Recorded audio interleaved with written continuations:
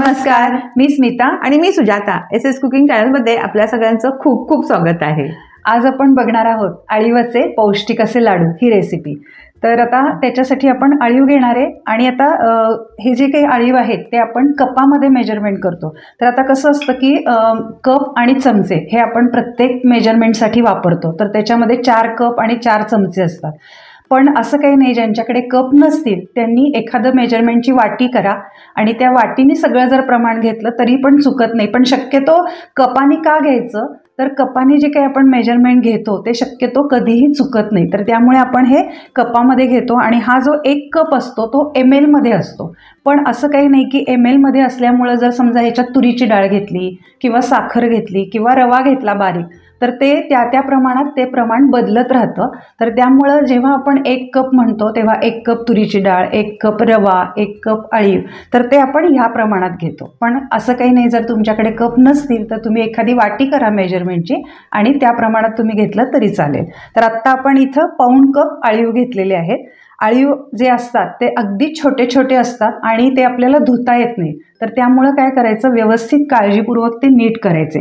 कारण जर आपण तसेच घातले गेले तर मे बी आपल्याला लाडवात नंतर थोडीशी कचकच जाणवते. ते राळ म्हणतात ना, तसं बारीक अगदी असतं त्याच्यामध्ये. तर त्याच्यासाठी छान व्यवस्थित निवडून घ्यायचे आणि ते आपण पाऊण कप एवढे घेतलेले आहेत आणि आता ते एका बाउलमध्ये घेऊया. आणि सध्या थंडी सुरू आहे आणि एरवी सुद्धा हे खूप छानच आहेत, पौष्टिक लाडू आहेत. तर थंडीसाठी आपण ह्यावेळेला खास अळीवचे लाडू करू. म्हणजे विशेष म्हणजे थंडीत जास्त प्रमाणात केले जातात. कारण उष्ण असतात ना, अळीव हे उष्ण असतं म्हणून. तर इथे मी एका बाउलमध्ये अळीव घेते काढून आणि ह्याच्यामध्ये आपण खोबरं घालणार आहे ओलं. तर ते नारळ फोडल्यानंतर जे पाणी निघतं ते पाण्यामध्ये आपण हे भिजवणार आहे. आणि जर ते पाणी नसेल आपल्याकडे तर साध्या पाण्यात भिजवलं तरीही चालू शकतं. आता एवढ्या प्रमाणाला सुजाता आपण 4 कप नारळ घेतलेले आहेत आणि त्याच्यासाठी आपण 3 मोठ्या साईजचे नारळ खवणून घेतलेले आहेत. तर त्याचं साधारणतः अर्धा ते पाऊण कप पाणी निघालेलं आहे. तर आता हे पाऊण कप आपलं झालेलं आहे. आणि जेवढं निघल तेवढं, म्हणजे असं काही नाहीये की अगदी मेजरमेंटमध्ये पाणी पाहिजे असं काही नाहीये. तर ह्याच्यामध्ये मी आता हे पाणी घालते आणि सगळं जरासं आपण छान हलवून घेऊया. छान असं हे पूर्ण पाणी त्याच्यामध्ये डीप झालेले आहेत, सगळे इतपत पाणी आपलं निघालेलं आहे. आणि जर तुमचं झालं नाही तर थोडंसं साधं पाणी जे आपलं आहे ते सुद्धा घातलं तरी चालू शकतं. म्हणजे आत्ता ह्या पाण्यामध्ये सगळे अळीव जे काही आहेत ते सगळे व्यवस्थितपणे बुडले गेलेले आहेत. आणि अळीव म्हटलं की हे कमरेला पण खूप छान असतात आणि केसवाढीला आणि केसवाढीला पण खूप छान असतात. त्यामुळे सर्व दृष्टीनं पौष्टिक असा हा खरं लाडू आहे. तर आता आपण अळीव भिजत घातले, एक 5 मिनिटं आपण हे असंच ठेवूया आणि नंतर ह्याच्यामध्ये उरलेलं साहित्य घालूया. आता आपण 5 मिनिटं झालं ह्याच्यामध्ये अळीवमध्ये पाणी घालून ठेवलं होतं. तर ते छान लगेच अगदी असे घट्ट असं फुगायला लागलेले आहेत. तर ह्या 5 मिनिटानंतर आपण ह्याच्यामध्ये जे खोबरं घालणार आहोत ते घालून घेऊया. तर ह्याच्यासाठी आपण 4 कप एवढा नारळ घेतलेला आहे खवणलेला. आणि जो काही नारळ आहे तो मात्र फ्रेश घ्यायचा, नेहमी फ्रीजमधला घ्यायचा नाही. कारण फ्रीजमध्ये जेव्हा आपण नारळ खवणून ठेवतो तो आधीच कोरडा झालेला असतो, त्यातलं मॉइश्चर सगळं गेलेलं असतं. त्यामुळे नेहमी लक्षात ठेवायचं की अशा रेसिपी करताना फ्रेश नारळ आपण घ्यायचा. आणि आता आपण ह्याचा लेअर देऊया. हे जे काही नारळ घेतलेला आहे तो 4 कप घेतलेला आहे आणि गूळ जो आहे तो चॉप करून आपण 3 कप घेतलेला आहे सपाट. तर आता गोडीचं प्रमाण तुमच्या ह्याच्यावर आहे, आवडीप्रमाणे आहे. एक तुम्ही भरून घेतलात तरी चालेल, पण थोडासा कमी गोड घेतला तरी चालेल. कारण नारळ आणि गूळ ह्याची टेस्ट खूप छान लागते, त्यामुळे अति गोड पण चांगला लागत नाही. तर त्यामुळे आपण काय केलं आहे, 4 आणि 3 असं आपण प्रमाण घेतलेलं आहे. तर 1 नारळाचा लेअर आणि 1 गुळाचा लेअर अशा प्रमाणे देऊन घेऊया. त्याच्यामध्ये हा आपण नारळ घालूया.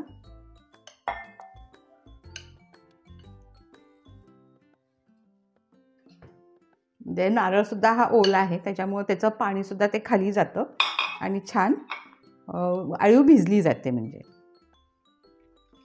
त्याच्यावरती आपण गूळ घालूया.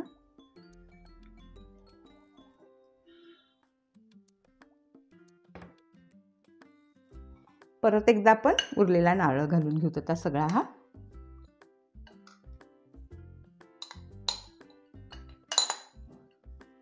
आणि हा आपला उरलेला परत एकदा गूळ घालूया.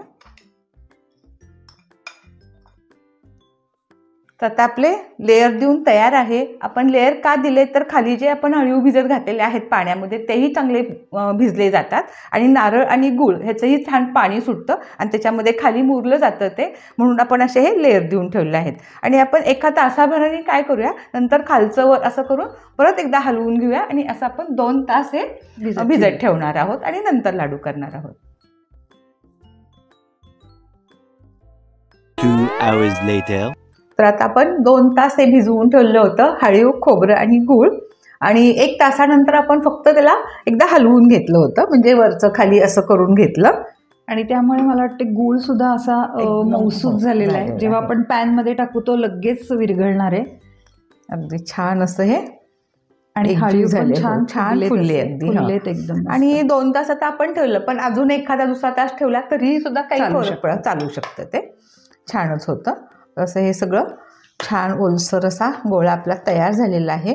आता आपण हे नॉनस्टिक पॅनमध्ये घ्यायचं, म्हणजे ते खाली लागत नाही आहे. नॉनस्टिक पॅन आपण गरम करत ठेवला आहे आणि आता त्याच्यामध्ये 2 टेबलस्पून आपण साजूक तूप घालून घेऊया. आणि त्याच्यामध्येच आपण आवडीप्रमाणे ड्रायफ्रूट्स घातलेत पाहिजेत असं काही नाही आहे. तुमच्या आवडीप्रमाणे कोणतेही ड्रायफ्रूट्स त्याच्यामध्ये तुम्ही घालू शकता. तर आता आपण जे काही तूप घातलेलं आहे ते थोडंसं विरघळल्यानंतर त्याच्यामध्ये आपण काजू आणि बदाम ज्याचे बारीक बारीक तुकडे करून घेतलेत ते थोडेसं तुपावर छान भाजून घेऊया, म्हणजे ते खाताना खूप मस्त त्याला तुपाची टेस्ट येते. आवडीप्रमाणे ड्रायफ्रूट्स आपण पाव कप घेतलेले आहेत कटिंग. अगदी एखादा मिनिट आपण हे ड्रायफ्रूट्स भाजून घेतलेत. अगदी थोडेसे लाईट करत त्याला आलेला आहे गोल्डन असा.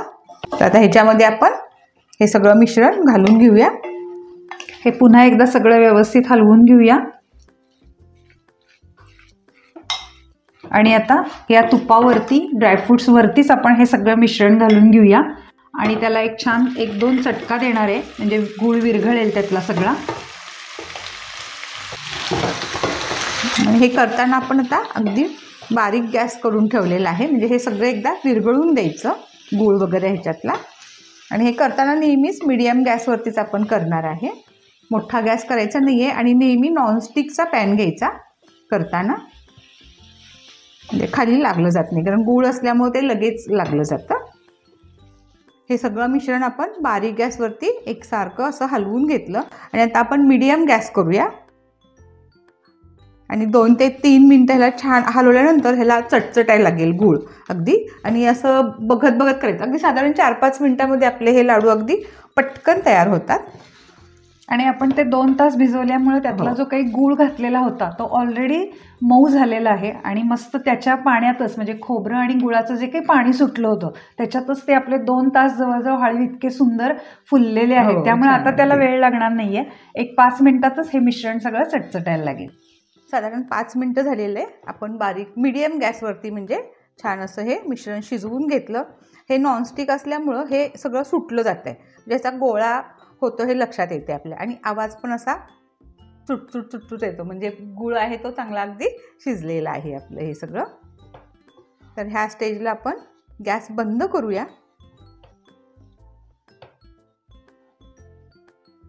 अगदी असं हे मिश्रण कोरडं झालेलं आहे. थोडंसं हातावर घेऊन आपण चेक पण करूया की ह्याचा गोळा तयार होतोय का. गरम आहे, थोडंसं गूळ असल्यामुळे ते खूप भाजलं जातं, त्यामुळे थोडंसं थंड होऊन द्यायचं आणि मग आपण लाडू वळायला घेणार आहे. छान मस्त असा लाडू वळला जातोय, म्हणजे आपलं हे काही जे मिश्रण आहे ते आता मस्त झालेलं आहे, तयार वळायसाठी तयार आहे. तर थोडंसं आपण ते कोमट झालं की मग आपण त्याचे लाडू वळायला घेऊया. आणि हे जाणवतं पण आपल्याला, अगदी हे असं जड होतं, म्हणजे जेव्हा तयार व्हायला लागतं तेव्हा असं हलवताना ना अगदी असं जडपणा येतो. हे पण ह्याची एक हे आहे की ओळखायला की कसं बुवा झालं, कारण हे मऊच असतं, जास्त असं घट्ट नसतो हा लाडू, अगदी मऊसूत असतो, त्यामुळे खूप नाही करायचं आहे. तर ह्या स्टेजला आता आपण गॅस बंद करूया आणि अगदी थोडा वेळ थंड करायला ठेवूया आपण, म्हणजे कोमट झालं की आपण लाडू वळणार आहोत. तर आता आपण मिश्रण गार होण्यासाठी काढून ठेवलंय. तर त्याच्या अगोदर आपण त्याच्यामध्ये वेलदोड्याची पूड घालूया आणि जायफळ घालूया खिसून त्याच्यामध्ये.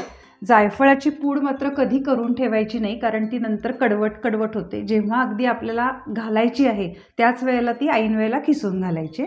तर आता आपण साधारण एखादा पाव चमचा वगैरे आपण ह्याच्यामध्ये घालून घेऊया. आणि शेवटी घातल्यामुळं काय होतं की ह्याचा जो सुगंध आहे तो छान असा टिकून राहतो, म्हणून आपण लास्टला घालतोय. आणि जेव्हा मिश्रण हे कोमट होईल तेव्हा व्यवस्थित आपण ते हाताने सगळं वेलदोडा पूड आणि जायफळ ते त्याला व्यवस्थित लावून घेऊया. आपण 5 मिनिटं हे थंड करत ठेवलेलं सगळं हे हलवून घेऊया. आता आपण जे वेलदोडा पूड आणि जायफळ पूड घातलेलं सगळं एकसारखं करून घेते. आणि आता कोमट झालेलं आहे, तर आपण लाडू वळायला घेऊया. आणि हे लाडू खूप मोठे मोठे नसतात, अगदी छोटे छोटे आकाराचे असतात. हे छान अगदी कोमट झाले, हाताला आपल्याला सहन होतं इतपत. तर आता आपण एकसारखे लाडू व्हायच्या दृष्टीनं हा टेबलस्पून आहे, तर हा असा एवढा भरून घेतला तर अगदी परफेक्ट त्याचा आपल्याला पाहिजे तेवढा लाडू अगदी हा होतोय.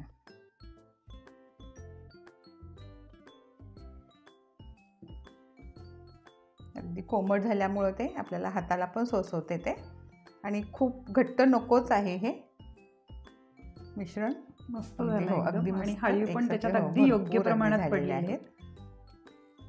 अगदी बसला वगैरे जात नाही. जर बांधताना तुम्हाला वाटलं की तुमचा लाडू थोडासा अजून चपटा होतोय म्हणजे बसत नाही, तर अजून 1-2 मिनिट तुम्ही थोडंसं भाजून घेऊ शकता ते. आता आपलं अगदी परफेक्ट हे बरोबर बसलेलं आहे. तर अशा पद्धतीनं आपण आता सगळे लाडू वळून घेऊया.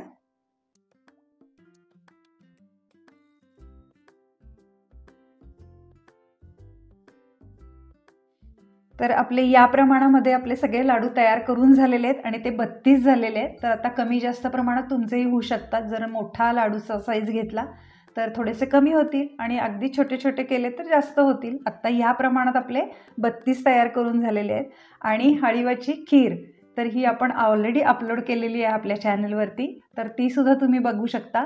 आणि थंडीमध्ये जास्त करून अळीवाचे लाडू म्हणा किंवा खीर म्हणा हे जास्तीत जास्त खाल्लं जातं, कारण अळीव हे उष्ण आहेत, तर त्यामुळे आणि शिवाय पौष्टिक पण आहेत, तर त्यामुळे या थंडीच्या दिवसामध्ये हे भरपूर प्रमाणात केले जातात. पण हे लाडू खूप दिवस बाहेर टिकत नाही आहेत, 4 ते 5 दिवस टिकतात थंडीमध्ये. आणि जर हेच लाडू तुम्ही फ्रीजमध्ये ठेवलेत एखाद्या एअरटाईट कंटेनरमध्ये घालून तर 1-8 दिवस आरामात टिकतात.